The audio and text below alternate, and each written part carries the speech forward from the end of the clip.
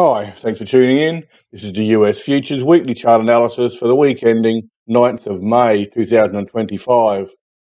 First chart is the US Dollar Index Futures. You can see the markets pushing slightly higher this week. I expected a more vigorous attempt to recover this week, even if it was to be rejected and fail at the lows of the longer term trading range here. But price is just grinding higher at the moment, and it's on reducing volumes, which probably isn't going to get it done. But at this point, the market is slowly moving higher. You can see the price tested for supply below the previous bar's close initially, and then pushed up later in the week, although it did close slightly off its high. It's certainly not a strong bar. There's not much weakness there either, so it's floating higher on lower volumes. E-mini S&P, this is S&P 500 Index Futures. Price really tested for supply this week, right up high in the range. Here's the breakout line. Price has got this congestion to the left to contend with and probably absorb any supply that's drawn out of that zone. And in response, the market's come back and it's effectively absorbing supply. Volume was reduced, so it doesn't appear that a great deal of supply is being drawn out at this point in time, which would allow the market to push higher in response when trading conditions are more favourable again. US Treasury 10-year note futures, they moved lower this week, albeit only modestly on low volume. You can see the breakout line here, which lines up with the previous line fairly well, a little bit of fine tuning. Supply was drawn out on this bar. Price pushed lower in response. It's moved back and attempting to recover. And now we're moving sideways across here like this. I don't expect any great downside thrust with volume like that.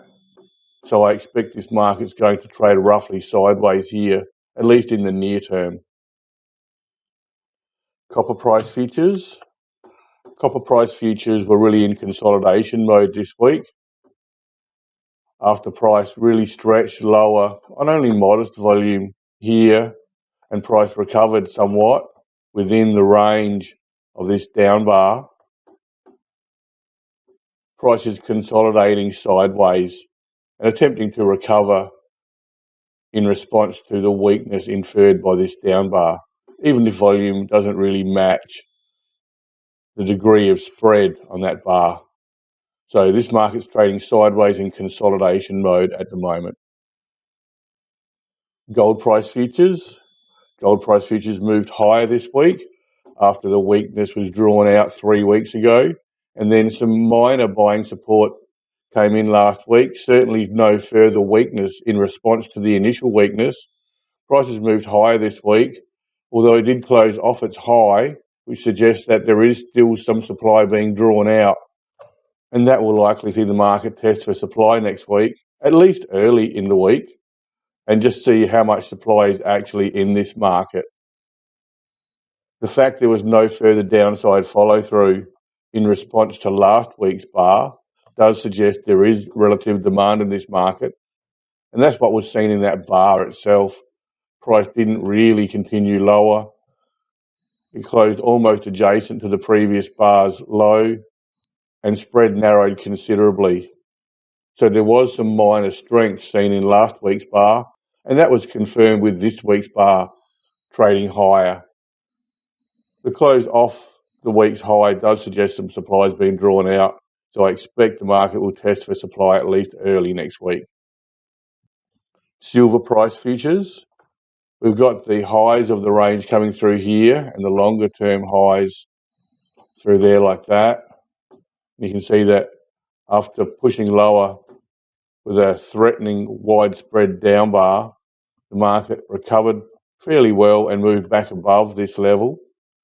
Prices come back and tested it for strength, and this week prices just floated higher on lower volume. The chart is starting to look a little messy. which suggests a larger than average retail involvement. That would probably be the case in the silver market. There's no strong signs of a push higher here. It looks much more like the gold market right at this point. Light crude price futures have been trending lower more recently. We did see some buying support emerge on this bar with this very high volume. Price pushed higher in response, which goes a long way towards confirming the buying support and then a test for supply. Last week saw some weakness emerge again and prices come back, possibly just to test the strength of the market. And there's been a modest recovery this week. It's not a significant recovery. It does suggest the market doesn't want to go lower, but it's under pressure, there's no doubt, and it's vulnerable. We're trading right at the level where support was found in here, around the 60 level. And prices recovered slightly and is trading just above that level. It's certainly vulnerable to the downside. You'd really want to be waiting for the market to consolidate here and break out above this 65 level before you took a long at this point.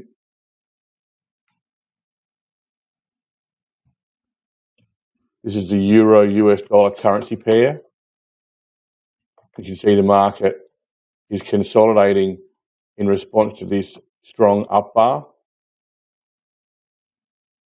Price is moving lower at the moment after weakness emerged on this bar. Although the volume suggests it wasn't particularly strong weakness, it was selling pressure, there's no doubt, and prices come back in response.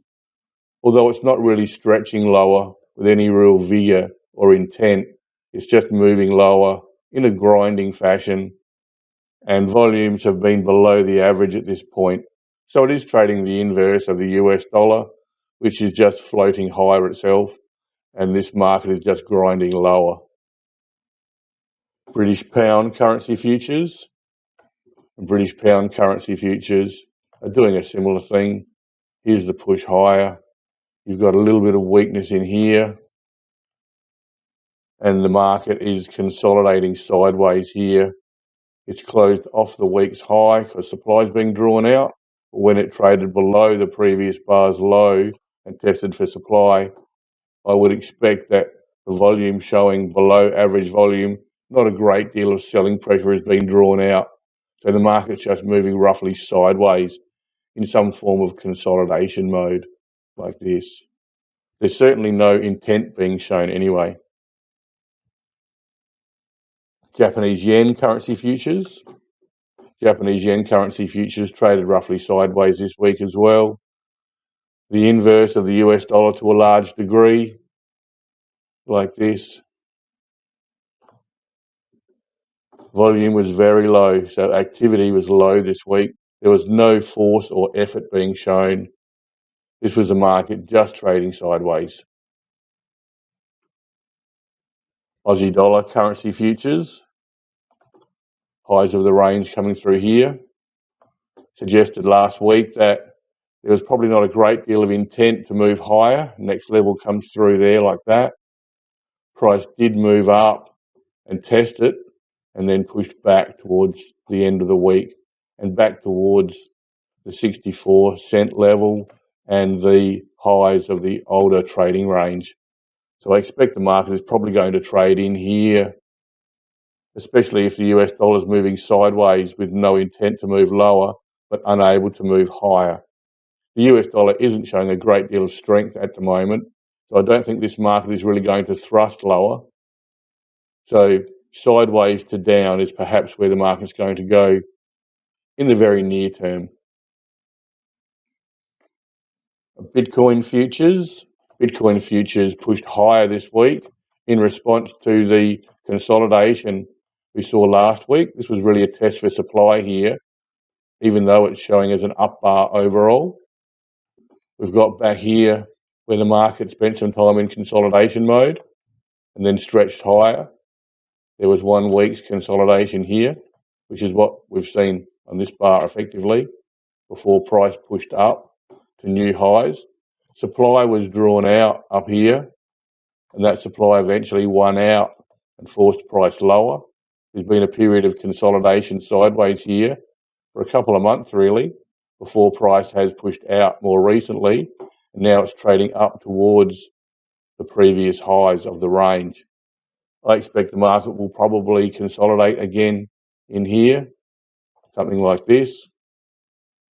It may do that for the whole week. It may just do it for a couple of days. And if trading conditions prove favourable, it may have an attempt to push higher and really challenge these highs of the range. We'll just have to wait and see. But after a push high like this and up to an important level, which is the older highs of the range, I expect the market will do some work here and spend some time in consolidation mode prior to any serious attempt to challenge those highs and attempt to break out. This would be a major breakout at this point. So highly likely the market will put in some work at this level, absorb some supply, and make the attempt to break out a little more easy to achieve. Just back to the US dollar index futures quickly. You can see that this market hasn't shown a great deal of intent this week. It's just floating higher on relatively low volumes. A recovery above the lows of the range would be significant. I expect the market will probably move into this area to some extent and possibly fail. It's not showing any great intent or strength. It could just grind in, I guess, for a period and just sit around the lows of that range. But at this point, it's just floating higher, showing no great deal of intent, and that's a recipe for failure in the end. You really want to see volumes at least around the average in here to show genuine trading. These below average volumes suggest the market really is trading with little intent, and that'll get knocked down as soon as any weakness emerges for whatever reason. That demand will be overwhelmed so easily and price will be pushed lower in response. But at this point in time, the market is floating higher, showing little intent. And that's what will continue to happen until any serious weakness emerges. Okay, thanks for your time. Back again next week. Thanks again. See ya.